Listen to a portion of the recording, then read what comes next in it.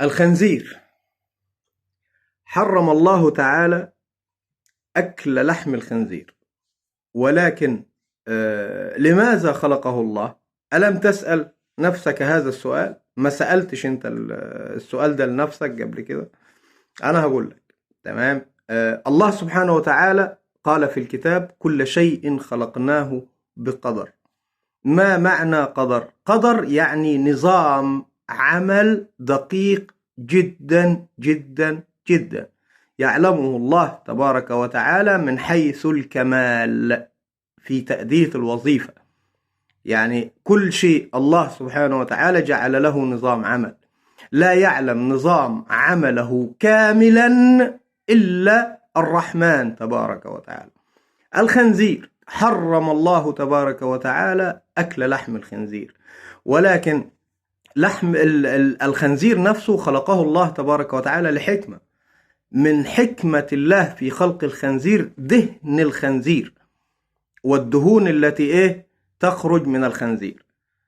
الخنزير انت انظر الى الخنزير، يعني انظر الى الخنزير تجد طبقة الدهن في الخنزير كثيفة أكثف من أي حيوان تاني. يعني باقي الحيوانات تلاقي الدهون ملاصقة للحوم والعظام. تمام. للحوم. الخنزير تلاقي فيه طبقة دهن كبيرة. ليه؟ هقول لك ليه.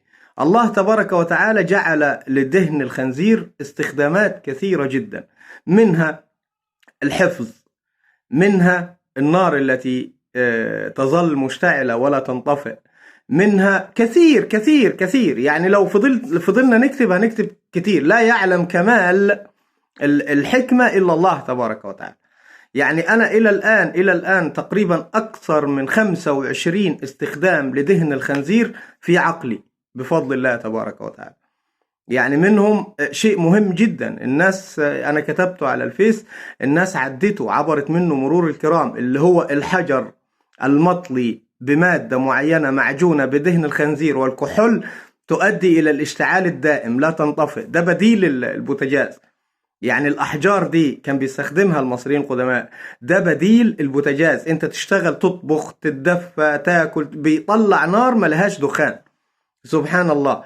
فالله تبارك وتعالى خلق كل شيء بقدر، جل جلال الله تبارك وتعالى.